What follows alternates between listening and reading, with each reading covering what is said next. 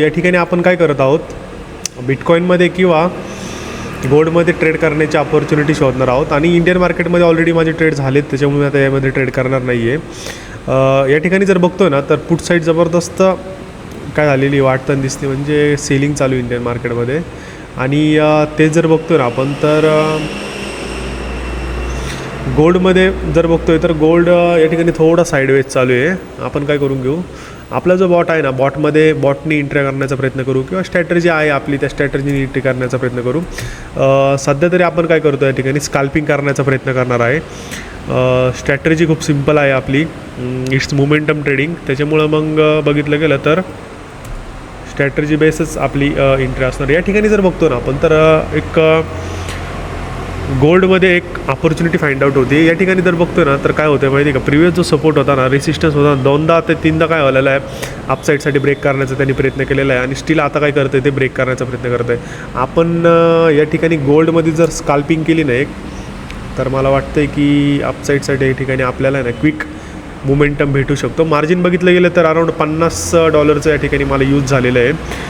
Ratio बघितला गेला ना तर 1:2 ठेवण्याचा प्रयत्न करू आपण. 1:2 रेशो ठेवू तर ओके. हा जो प्रिव्हियस कॅन्डल जो आहे, त्या कॅन्डलचा लो जो आहे ना, तो आपला स्टॉप लॉस असणार आहे. All right. या ठिकाणी बघितलं गेलं तर टार्गेट आपण काय ठेवतो आहे, 1:2 ठेवतो आहे. अपसाईडसाठी आपण या ठिकाणी काय केलेलं आहे, गोल्ड बाय केलेला आहे. गोल्ड या ठिकाणी बघितलं गेलं ना तर रेसिस्टन्सला ट्रेड होतो आहे. जरी रेसिस्टन्सला रिजेक्ट झाला ना, या ठिकाणी बघितलं गेलं तर आपण त्याचा स्टॉप लॉस पण आता काय करतो आहे, स्ट्रिक्टली ट्रेल करतो आहे. $40.40 आपण काय केलेलं आहे, स्टॉप लॉस ट्रेल केलेला आहे. निफ्टी भाई जबरदस्त पडते. निफ्टीमध्ये तरी मी सेकंड हाफला ट्रेड नाही करत. या ठिकाणी बघितलं गेलं निफ्टीमध्ये काय आहे, सपोर्ट दिसतो आहे आपल्याला.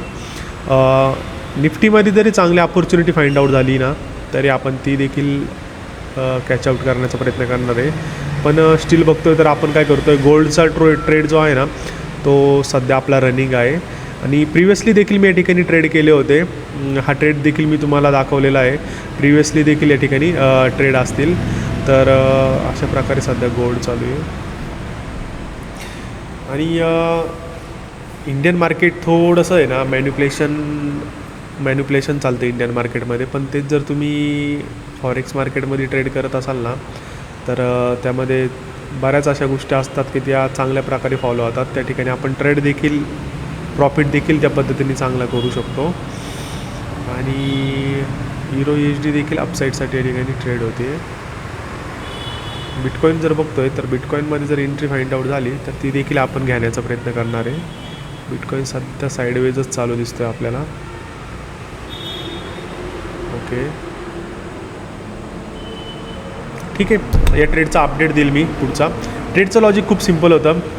प्रिव्हियसली बघितलं गेलं ना, 15 मिनटाच्या टाईम फ्रेममध्ये रेसिस्टन्स फेस करत होता बिटकॉईन, आपलं गोल्ड.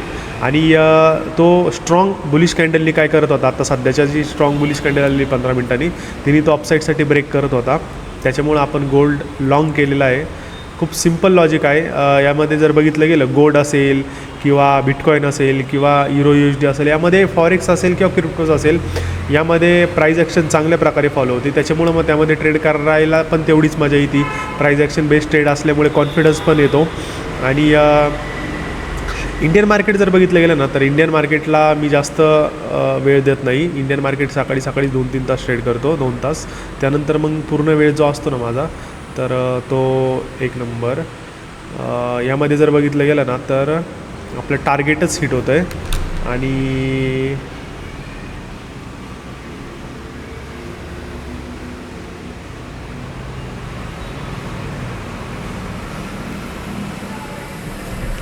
सेलर या ठिकाणी ॲक्टिव्ह झाला आहे.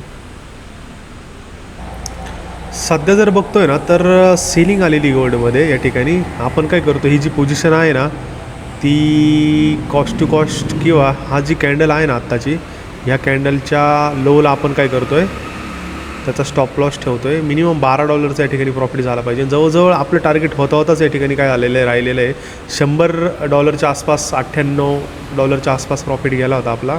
पण तिथून एक शार्प रिजेक्शन भेटलेलं आहे. ठीक आहे, काय अडचण नाही.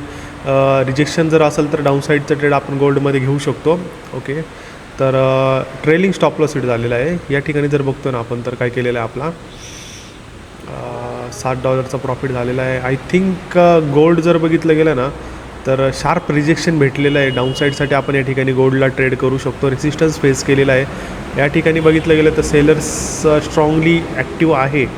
तर आपण या ठिकाणी सेलचा ट्रेड या ठिकाणी काय करू शकतो, एक घेऊ शकतो. क्विक स्काल्पिंग बोलू शकतो आपण यासाठी, कारण मोमेंटम जर असेल ना तर स्काल्पिंग केली पाहिजे. अदरवाईज जर मोमेंटम नसेल तर त्या ठिकाणी तुम्ही ना स्विंगचे ट्रेड देखील केले पाहिजे. तर अशा प्रकारे जर बघितलं गेलं आहे तर या ठिकाणी आपण काय करू, 1:2च्या रेशोनी गोल्डला आपण सेल करू. या झोनपर्यंत तरी गोल्ड आला पाहिजे ना आता. तर अशा पद्धतीने हा ट्रेड आपण घेतलेला आहे.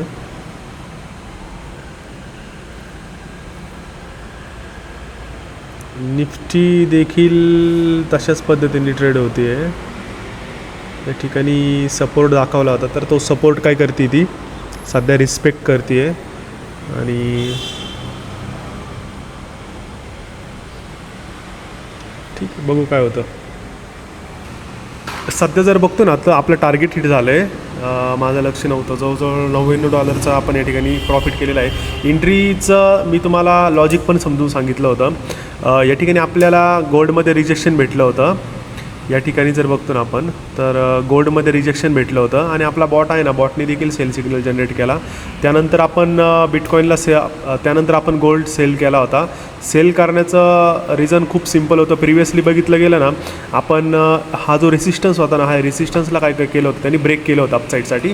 त्यावेळेस आपण ट्रेड घेतला होता. जवळजवळ तो ट्रेड देखील मी 100 पॉईंटचं टार्गेट लावलं होतं. जवळजवळ $95च्या आसपास जाऊन आला तो. अगेन रिव्हर्स झाला आणि त्याच्यानंतर बघतो आपण काय केलं ते, तर $7ला त्याचा ट्रेलिंग स्टॉप लॉस हिट झाला. त्याच्यानंतर आपण या ठिकाणी काय केलं, या ठिकाणी आपण गोल्ड शॉर्ट केला. आणि शॉर्ट करताना देखील लॉजिक सेम होतं की हे जे सेलर्स होते या लेवलला ते ॲक्टिव्ह झालेले दिसले आपल्याला. या ठिकाणी आपण त्याच्यामुळं सेल साईडचं काय केलं, या ठिकाणी ट्रेड घेतला आणि त्याचा स्टॉप लॉस आणि टार्गेट देखील आपण काय केलं होतं, मार्क केलं होतं.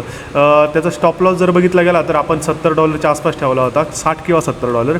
आणि त्याचं जे टार्गेट आहे ना आपण $100चं ठेवलं होतं. या ठिकाणी आपलं टार्गेट हिट झालेलं आहे. ट्रेडचं लॉजिक खूप सिम्पल असतं. आणि अशा प्रकारे जर बघितलं गेलं ना निफ्टी, तर निफ्टी तिथल्या तिथंच ट्रेड करते. अपसाईडसाठी गेली होती, डाऊनसाईडसाठी.